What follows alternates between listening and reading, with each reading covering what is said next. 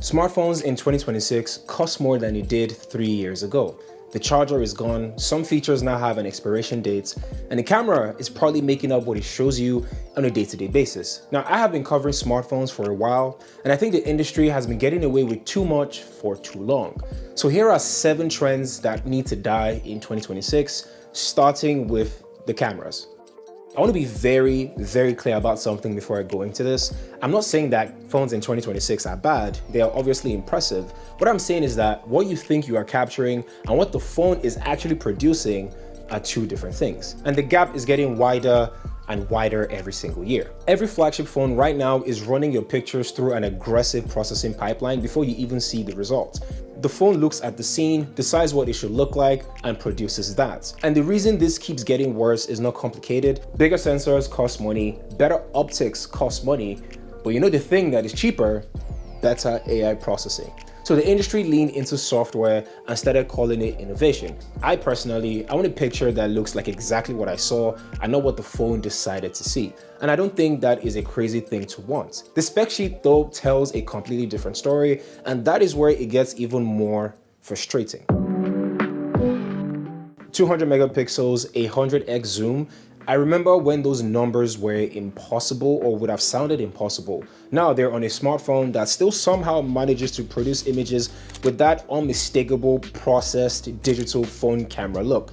Here's the thing about megapixels that brands never really explain in their launch video. A bigger number on the sensor, the size of your fingernail, does not automatically mean a better picture. It means a larger file that is harder to process well, and when the processing is not good, more megapixels just gives you more detail of the problem. I have used phones with a 200 megapixel camera, I have used phones with a 50 megapixel camera, and when I'm testing things out or when I compare them side by side, the phone with the 50 megapixel camera just looks better.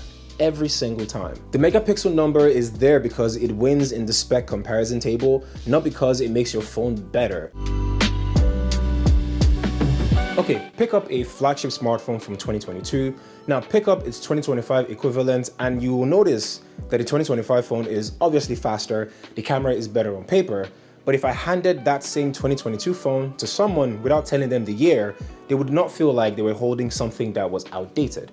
And that experience is very similar. Meanwhile, the prices have gone up consistently, component costs have risen due to the fact that AI companies or AI data centers are competing for the same memory chips that go into smartphones, and manufacturers are passing that cost to us, the consumers.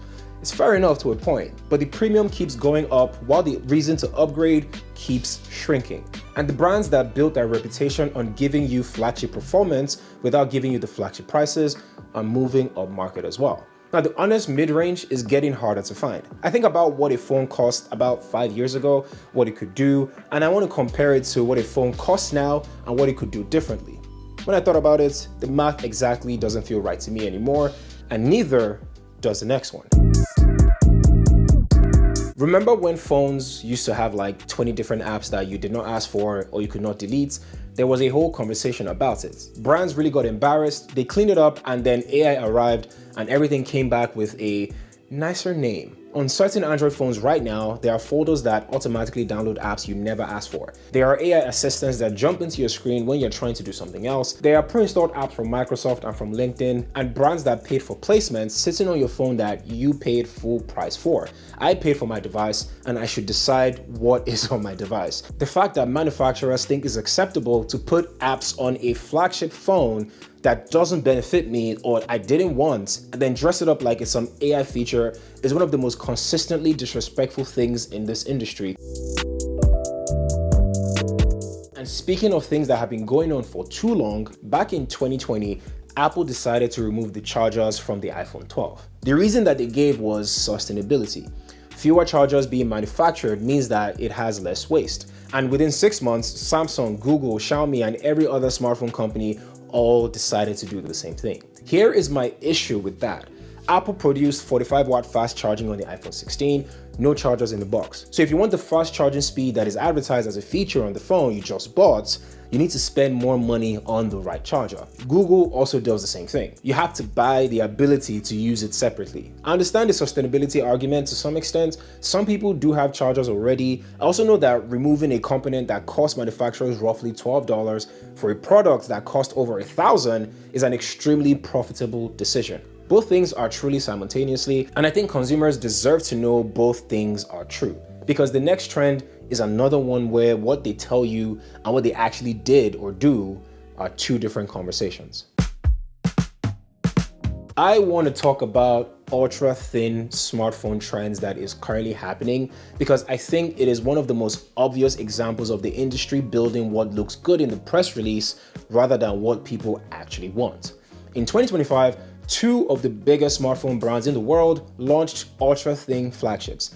The Galaxy S25 Edge came in at 5.8mm thick and cost $1,100 USD, and the iPhone Air followed a similar direction. The S25 Edge sold about 1.3 million units in its first 3 months, and in the same window, the S25 Ultra sold 12 million units. Samsung cut the cost on the Galaxy S25 Edge, they scrapped plans for a follow-up model entirely, and went back to their standard lineup. Apple also did the same thing. They cut production costs of the iPhone Air significantly, with suppliers shutting down production lines before the year even was out. Now, the consumers who didn't buy them made very clear what they actually valued. Now, we've been saying we want better battery life for years.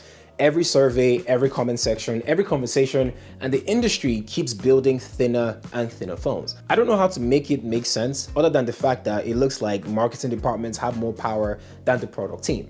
And the pricing trends tells a very similar story. The Galaxy S26 is currently 6.3 inches. 10 years ago, the S7 was about 5.1 inches.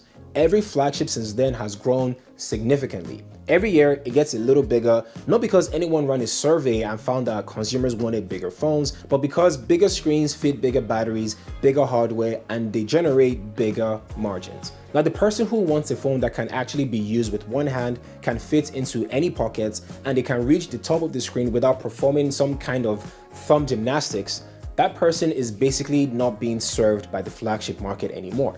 I miss being able to use my phone with one hand. I miss it fitting into my pockets without my entire thigh advertising which side it's on, and I don't think I'm alone in this at all. Now, the industry moved in this direction because it was profitable, and in doing so, it quietly told an entire group of people that their preference doesn't matter, and that feels like a fitting place to end this list. Look, I love the industry, I really do. The hardware being built right now is very impressive by any standard, but impressive hardware and a good deal for consumers are not the same thing. And I think that gap has been going wide for a while. Now, the only thing that actually changes any of this is consumers knowing what is happening and deciding what they will and what they will not accept. That being said, if you want to see the newest Google Pixel 11 leaks, click this video right here. And if you're curious about the Google Book and what it means for the Chromebook, click right here. And I'll see you guys there.